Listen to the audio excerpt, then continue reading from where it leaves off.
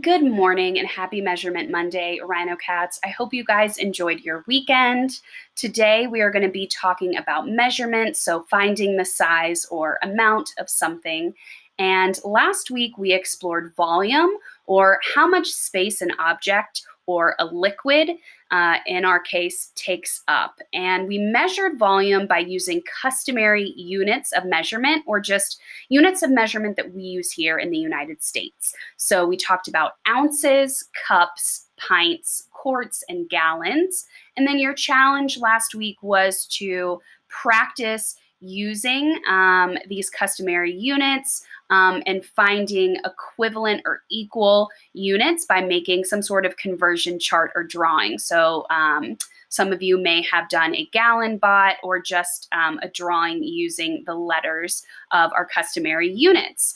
But what I wanted to do before we jumped into our activity today is to review those units of measurement for volume, and then we're going to dive into examples for your activity that you'll be responsible for doing after this video. So first things first, let's go back and review our customary units of volume. And our first unit that we talked about last week is ounces. And ounces was the smallest unit of measurement when it came to volume that we discussed last week, although there are other small units that I wanted to talk about today. So just as a friendly reminder, ounces are equal to about a spoonful of something, whether that's a liquid or some sort of solid in a powder form like flour or sugar or salt, right? But we can also use teaspoons and tablespoons to measure small amounts of something. So I have an example here for you guys. This is a teaspoon. So you hear the word spoon in teaspoon and tablespoon, and that's a great way to remember these customary units, because that's just really what they are. They're little spoonfuls. So here's a teaspoon, and then a tablespoon is going to be a little bit bigger, a bigger spoonful. But ounces, teaspoons, tablespoons, those are our really small units of measurement for volume. So when we're finding the amount of something that may be in a small quantity, especially when we're baking or we're cooking, you're going to use ounces or teaspoons or tablespoons. Cups are our second largest customary unit of volume, and a cup is just 8 fluid ounces, so 8 spoonfuls, or about a small cup of coffee, or the school milks that we drink during breakfast and lunch. Those are about a cup. A pint is going to be the same as 2 cups, or a pint of ice cream. That's the size of a pint, or like a tall glass is going to be the size of a pint. Next up are quarts. Our quarts are about 2 pints, so 2 pints of ice cream or 2 tall glasses of something. You can find quarts of milk, of orange juice. Those are a little less common than our gallons of milk or orange juice. And gallons are going to be 4 quarts. And we can find, like I said earlier, gallons of milk are very popular. Also, we fill up our car with gas by the gallon.